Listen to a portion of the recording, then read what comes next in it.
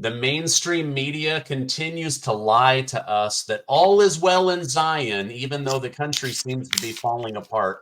To help me go through some of the biggest news stories, I have Lieutenant Colonel Tony Schaefer. Colonel Schaefer, thank you so much for joining me today. Stephen, great to join you. As you know, I get stopped in stores and told what a great job you do when when we're together on air. So I always enjoy the opportunity. Yeah, well, I love having you on. Wanted to get your thoughts on this. Colonel Douglas McGregor and Tucker Carlson have both publicly said Trump's biggest sin in Washington, D.C. was the interruption of money to war and the military. Trump now has announced he wants Elon Musk and a team of brilliant men and women to audit the entire government.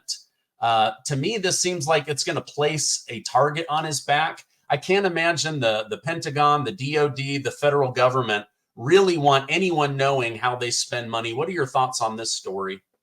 Well, some may say he's already been shot at, literally, because of this. And I think if you just start looking at the circumstance of the Butler assassination attempt, there's some real questions about failure. And just for your audience to know, I was with President Trump 3 weeks before that event. I was actually at, well, 2 weeks. It was actually the last, I think, one of the last days of June. I was up at Chesapeake, Virginia, at his event as a VIP. I spoke with President Trump then, and the security was superb. People were being well managed. There was discipline to the law enforcement elements. I'm a member of law enforcement in Virginia. I work for Sheriff Dave Decatur, and they were very thorough. I mean, it was like everybody took things seriously. They had helicopters available. There was clearly overlapping and continuous uh, layers of security. We had to go through, my girlfriend and I, 5 layers of security to get to where we needed to be. And then I just curious of how it goes from complete and effective security to like, yeah, we didn't clear that building over there. So there's some real questions that need to be answered. And I'd like to maybe even come back and talk to you about some of my thoughts on that when things are better developed. But to your question, to answer your question, the deep state, the administrative state, the permanent bureaucratic state, whatever you want to call it, has been set up to establish itself for to perpetuate itself. Its first priority is to perpetuate the deep state and what the deep state wants to do. I know that may not make a lot of sense, but trust me on this. Let me try to go into a little more detail. Each element of the permanent bureaucracy becomes focused on self-sustainment.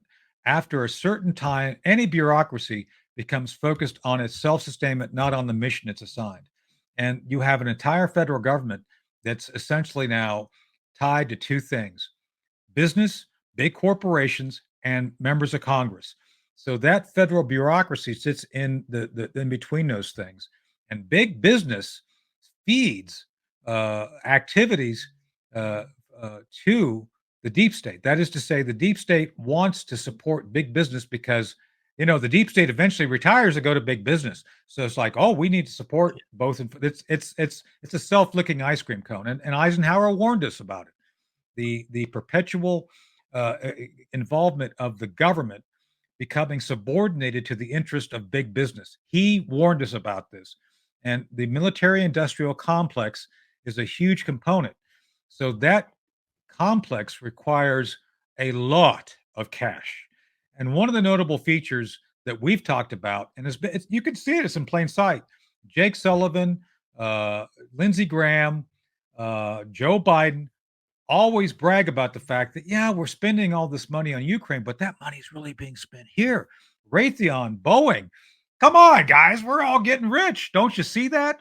So when Trump comes in and says, yeah, I don't care about Boeing, I don't care about Raytheon, I don't care about McDonnell Douglas or whatever they are, or whatever, whoever makes the stealth fighter. Yeah, I don't care. When you have a politician who shows up and says, yeah, I'm immune from any care regarding your profitability, that's a threat. It's a huge threat. And it's one of those threats which I think literally people would be willing to kill over, because so much money and so many people who are getting rich from this, their futures are in jeopardy. And if you're driven by profit over everything else, if you're driven by a very kind of basic godless lifestyle, that the more money and more bling you can get, you better, what was it, Kamala? You better thank someone for that money you're getting from the deep state. You better. And I think that's what Trump's going to be up against. Absolutely. Yeah. It's interesting how she picks up all of these different accents depending on where she's given a speech. But, we do got to thank unions for that 5-day work week. I wish I only worked 5 days a week. All right. Me too. Me too. Over in Pennsylvania, thousands of Trump supporters brutally booed Kamala Harris after Sean Hannity and Trump showed a video of her supporting illegal immigrants taking over the United States. Let me just run that, and then let's go ahead and react to that. Kamala, in her own words, on the issue of immigration. This whole thing about the border, we've been to the border. We've been to the border. You haven't been to the border. I haven't been to Europe. And I don't understand the point that you're making. You support giving universal health care, Medicare for all, to people who are in this country illegally? Let me just be very clear about this. I am opposed to any policy that would deny in our country any human being from access to public safety, public education, or public health, period. We have to have a secure border, but I am in favor of saying that we're not going to treat people who are undocumented and cross the border as criminals. That's correct. The border is secure. Listen, I think there's no question that we've got to critically re-examine ICE and its role and the way that it is being administered and the work it is doing, and we need to probably think about starting from scratch. And now she wants to offer a path to citizenship, which by any definition would be amnesty. Your reaction? Well, before you even start with that, of course it's ridiculous. You can't do it. No country could sustain this. But she wants no fracking in Pennsylvania. She wants no fracking. And she said it 100 times. All right. She is telling us exactly how she's going to think and behave. She does not want a border. She wants to flood the country, and then she is going to use all of the taxpayer money to benefit the new citizens, right? Nancy Pelosi told Bill Maher, the entire purpose of all of this is to move people from undocumented to documented, which means move them into becoming Democrat voters. Your thoughts on this clip? So, and Chuck Schumer said it at the time of taping. Chuck Schumer said it within the last 24 hours as well in a separate statement. So the concept has been, and I didn't believe it at the beginning either. It's like, what? But about 10 years ago, we noticed this pattern. As a matter of fact, it's kind of picked up on my second book, The Last Line, where we talk about the border. We wrote that book back in 2011, 2012. So we saw this kind of coming as an issue. And what we see is it's opening the border for purposes of not a replacement theory so much, although that's one of the secondary effects. It's more about creating a permanent underclass in major metropolitan areas that become permanently part of the Democrat machine. And that Democrat machine then would overwhelm those, especially in those swing states of Wisconsin, Michigan, Georgia. Virginia is not really a swing state anymore. It's really blue. Nevada. The idea here is to make it so that there is no way the Republicans could ever achieve at the national level a candidate who would win. That's what the objective is, and that's what they're trying to do. And it's very clear at this point. So I would argue, Stephen, that the only reason they're contemplating being a little bit reasonable to comply with the will of the American people, which is we need to have a secure border, is that they've got enough in right now to do what they want to do. 11 million people would completely upend the electoral college map and make it so that it would be near impossible for any Republican victory. Remember, one of the things, I love Ronald Reagan. I'm a Reagan guy. I'm still friends with and mentored by a lot of the Reagan, those still alive. And Reagan turned California blue. it was Reagan's fault because Reagan made the mistake of granting amnesty to the illegal aliens. And so the moment he did that without shutting the border, which he was promised by the Democrats, oh, yes, we're going to shut that border for you. They didn't shut the border. He was lied to. And so the result was, if you want to see the result of what would happen if you give amnesty and give status to these 11 million people, look at California. California's become a permanent blue monolith that has never looked back once, once that became where all those people who were there illegally became citizens, it instantly became a Democrat haven to this day. Every day I talk to you about the presidential election. Every day I say, I wonder who's going to win in November. And then I share with you who I want to win.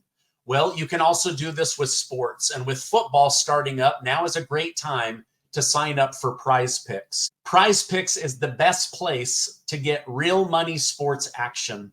With over 5 million members across the country, it is the most fun and exciting way to get in on the action while you watch your favorite sports and players. You just pick more or less on at least 2 players for a shot to win up to 100 times your cash. For example, you could choose whether Travis Kelce will run more or less than 60 yards next game.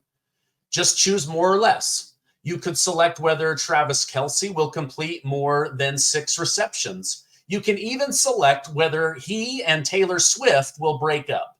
All right, you're going to have to do that one offline, but you get the idea, and it's a fun way to interact with your favorite sports teams. Sign up today and get $50 instantly when you play $5. You don't even need to win to receive the $50 bonus. It's guaranteed. Download the app today and use code STEVEN to get $50 instantly after you play your first $5 lineup.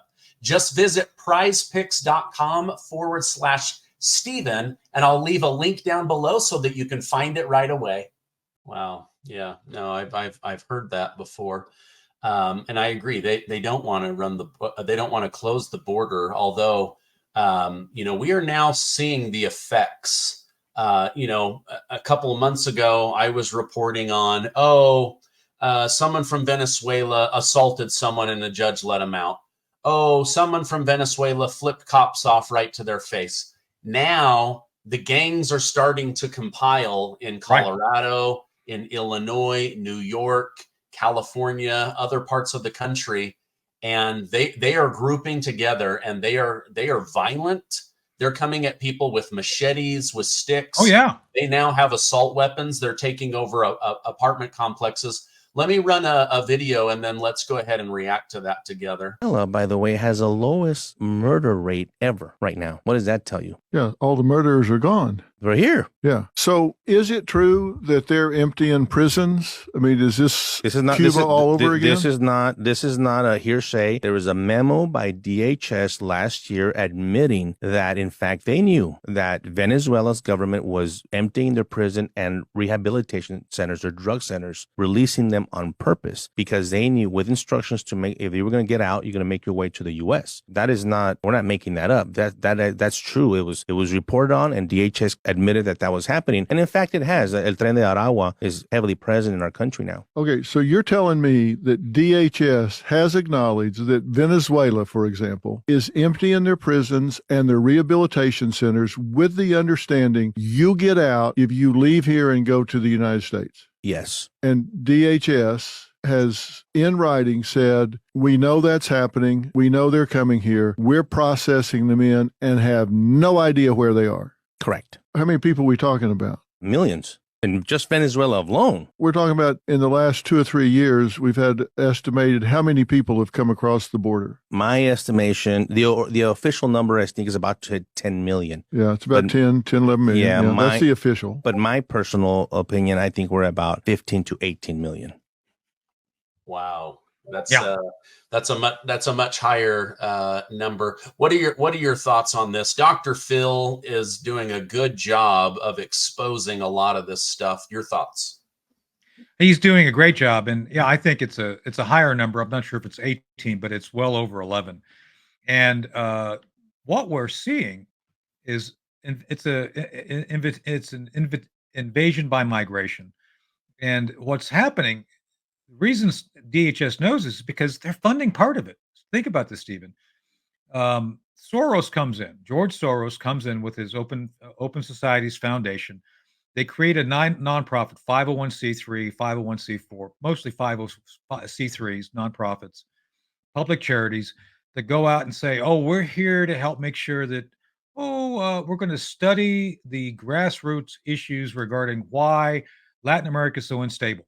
So they get, registered, get their nonprofit status, and then they start applying for grants. Some of those grants are granted by DHS, other grants by aid. There's a number of systems and think about this. The federal government provides huge resources to study all of this stuff, to fund all this stuff, to fund humanitarian effort. That money then is used by these foundations directed by Soros to help set up essentially what we call rat lines from a given country, so that they organize refugees in that country as a 501c3. Then they send them up through kind of this process of moving them through Latin America into Mexico. And then once they get to Mexico, they're set up to go across the border. And then once they get up to Mexico, they're told where to go once they're across the border. And you have other 501c3s working to receive them and house them. This is literally a factory, an industrial level effort by the left to create this a process from the origins to the big cities of the United States to move people through. And DHS knows this. I know this. We all know this. But no one, again, who's in an official position is willing to stop it. No one's willing to say, I know that 501c3 ain't going to really use that money to study root causes. They're going to be there to help enhance the movement of individuals from those countries into the United States. We know this, and we're doing nothing to stop it. Yeah, that's what's so frustrating is like we can clearly see there's a problem, but if you don't control the White House, if you don't control Congress, we're literally all handcuffed. Like our communities are being flooded, and just like over in Europe, they're using the taxpayers to fund their own invasion.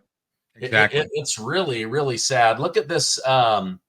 This is a summary of a report from Chip Roy, where he talks about just some of the high level stats. Over 8.5 million have come in, over 5 million gotaways. You now combine that. Border Patrol is overwhelmed. Agent suicide is through the roof. Fentanyl deaths are through the roof. China and Mexico are working together to kill Americans. Criminal activities are crazy. 169 people on the terrorist list. The Mexican cartel making $13 billion a year in profits. There are big names, household name companies that you and I know of that don't make $13 billion. Right. They're smuggling humans. The women and children are being violated. The government is spending $500 billion a year. That's the equivalent of 5 Russia-Ukraine wars a year, every single year. And then they're gonna run out of taxpayer money. So they're going to have to raise taxes. They're going to have to print more. They're not going to be able to sustain their debt. I mean, this is an out of control train. Yeah. Are they trying to collapse us into a third world country? Oh, absolutely. No doubt. I mean, this is a situation where the Democrat Party sees benefit from harvesting the pain and suffering of others. That's what this whole, not George, that's a slip. Joe Biden actually admitted that the new green deal is the Inflation Reduction Act. It's not about inflation. It's about moving money to where they want it to be and funding their new green scheme. That's all it was.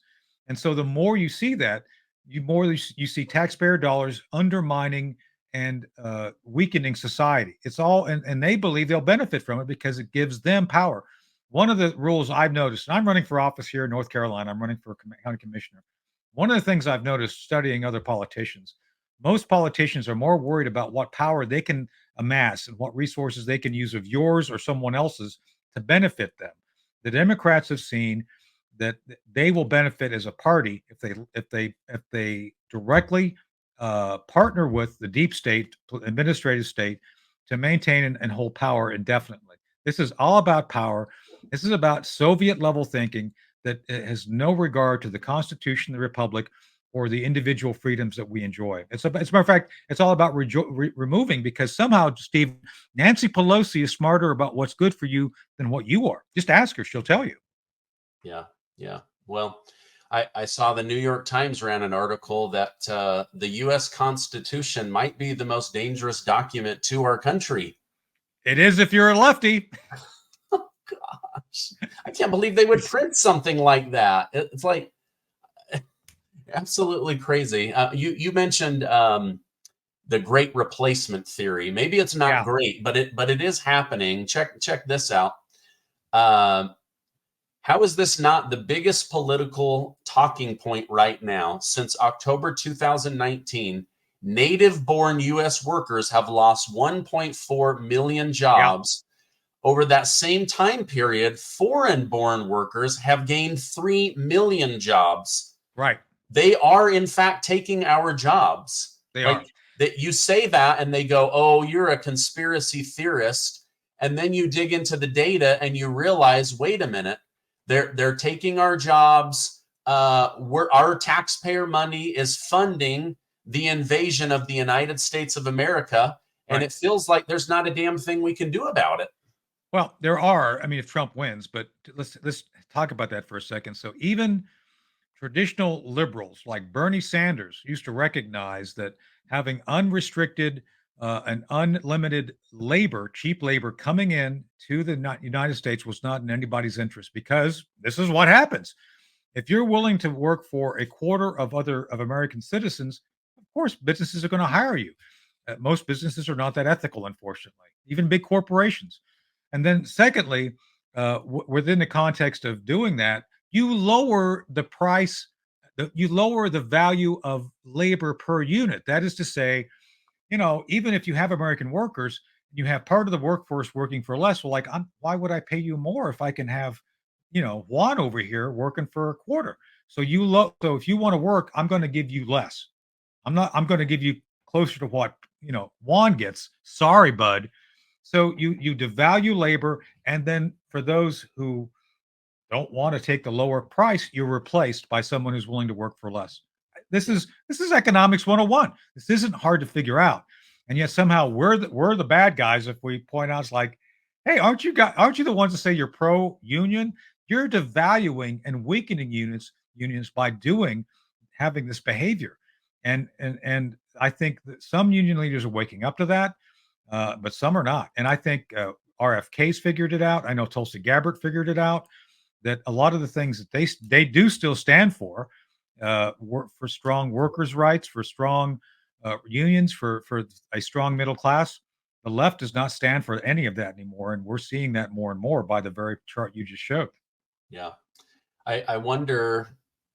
I'm seeing in the news that the union workers are turning towards Trump, but the union bosses are not. It does make me just wonder.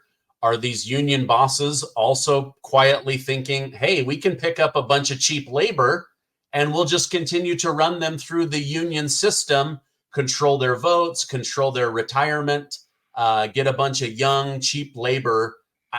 I don't see the union bosses turning towards Trump as much as the union workers. I think the workers are starting to panic. Oh, they know the workers know what's going on, but no, the bosses. Again, it's the principle of control and who benefits from that control. Well, bosses do. If you have a group that actually pays you money, pays you dues for you to represent them, and then when you misrepresent them, nothing bad happens, you're going to continue to abuse them. And I think a lot of union workers are recognized they've been in a very abusive relationship with their labor leaders for a long time, and it's going to get worse, especially with the new Green Deal and all that, because China is going to make all of the batteries, all the components. They're going to start making more and more cars, and the UAW is going to suffer a huge penalty and inevitably its own collapse. And Yeah. again, Trump understands that the need to have strong manufacturing, to have unions. And it's ironic that we as conservatives now are the proponent for strong unions, which is kind of like, I would have never thought I'd see that today, but here we are, you know? Yeah, yeah, absolutely. Okay. The other thing is that's concerning about this job data is the Biden administration, the White House is busted for lying about almost 900,000 jobs. They were leaking out, reporting out these bigger job numbers because Biden's favorability was dropping every single month. They lie about this. Now that he's out and his favorability isn't tied to jobs, they're like, oh, actually, we lied about 900,000 jobs. So the stock market would go up. So the Biden's favorability would go up. Like, do these guys not care that their lies are going to be exposed, or they just need them to not be exposed in the moment?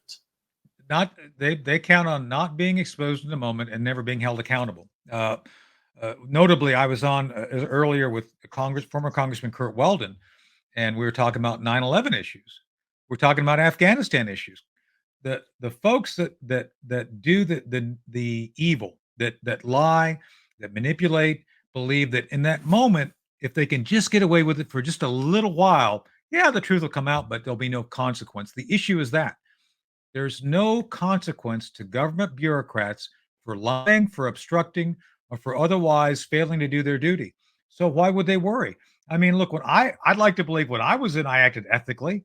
I was a GS-14 / Army Reserve officer doing in a special program. We would switch back and forth depending on what the mission was. But the idea is like, yeah, I actually like to believe I had an ethical center that allowed me some sense of why I was doing what I was doing and having some level of what I would do and not do.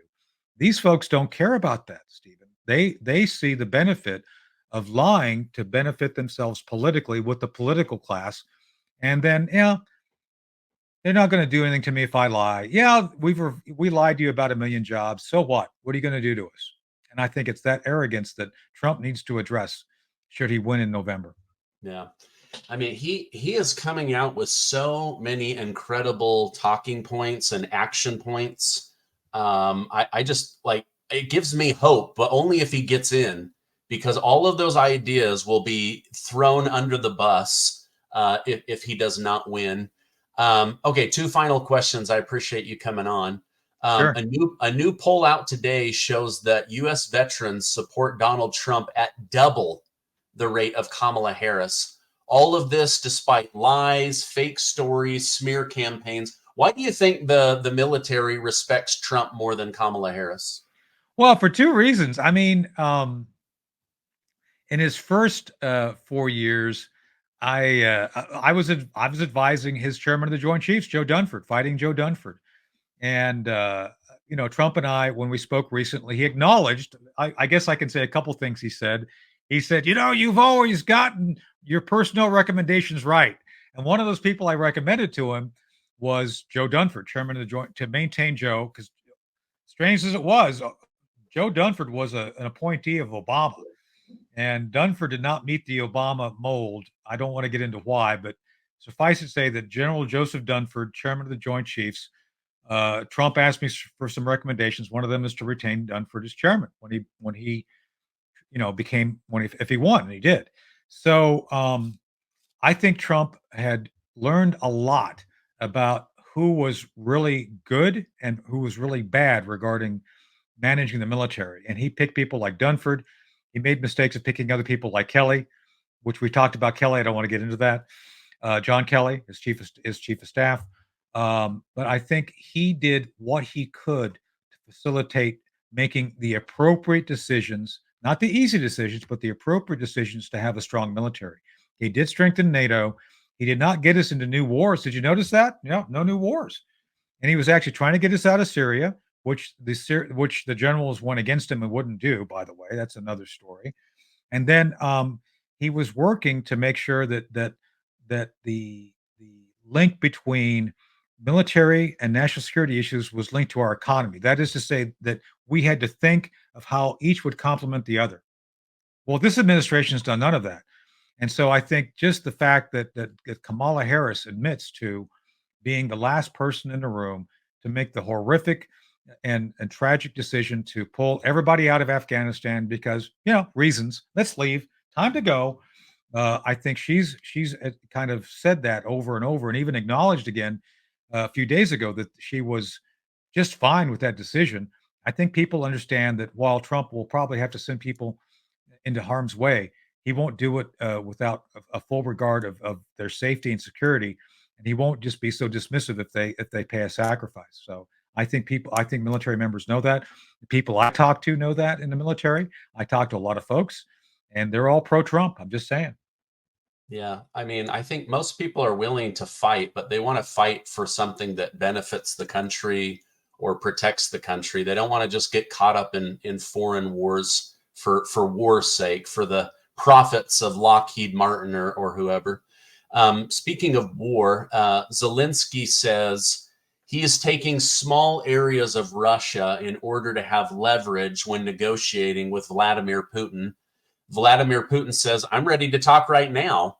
But every time Ukraine takes some of Russia, Ukraine is hit with ballistic missiles within 48 hours. Is this a good military strategy by Zelensky? Well, if you want to lose the war, I guess, yeah. I mean, but no. So, let's break down what happened here. So, someone got the bright idea about a year ago while they were drunk. Pro tip: don't do military planning when you're drunk, Stephen. Just saying. Don't do it. And apparently, if the lore is correct, they all got drunk and said, "Hey, wouldn't it be great to invade Russia?" Okay. And so they put this scheme into motion of the idea that we're going to grab things of value. This is not about land. This is about nukes. This is about the fact that Kursk has a nuclear power plant they wanted, so they could grab that and then trade for Zaporizhzhia, the one in the one down there. They wanted to do a kind of a tit for tat. And the other thing, nuclear weapons. There was a nuclear weapons depot in that area as well, and I think that was their objectives. Okay. They won't admit to it because there's a whole other range of things that come out that that we would have to deal with if they admit, oh yeah, we're after nukes. Really? What are we going to do if you got them? Because that raises a whole other set of questions. But that's what they were after. That failed. So now they're saying, oh, we're just here because we're holding territory. Let me give you another little pro tip. If I went to the Capitol Mall, Stephen, and I showed up with my son and I said, oh, we're here at the Capitol Mall and we control the 14 square miles of the Capitol. We're here. Yeah, it doesn't make it so. Just because you got troops on the ground doesn't mean you control it. It's like you may be there, but you don't control it. So what they've done is they've opened a fifth front. Instead of focusing on trying to prevent the fall of Donbass, which now the Russians are rolling through village to village because the Ukrainians' most elite units are over in Kursk, tied down, by the way, because they're defending territory they've seized. Okay. So the Russians going to bleed them dry. Putin kind of said this the other day. It's like, yeah, they're there and we're going to take our time. And yeah, it's not going to be nice because we're just going to let them die in place because they can't withdraw without getting hit. They can't stay without getting hit. It's a lose-lose for them. And oh, by the way, the belief was that if we hit Kursk, the Russians are going to have to pull things out of the Donbass. No, they're not. They've got an order of magnitude more forces than you. They're just going to take them out of, I don't know, Northern Europe or, I don't know, out of Siberia. They've got the Western forces. They'll just pull a few over there and stick them in there to go after you. So it was boneheaded. And I don't think it's going to result in any positive outcome for Ukraine. I think this may well hasten the fall of Ukraine. I think we could see the fall of the Donbass within less than a month and the whole collapse of Ukraine before November.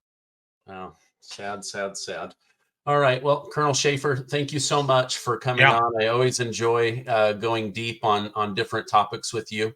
I'm going to put some links down below so that people can find you and follow you. And I appreciate you coming on. I hope you have a great rest of your day. Thank you, Stephen. I always enjoy our conversations. Thanks for having me.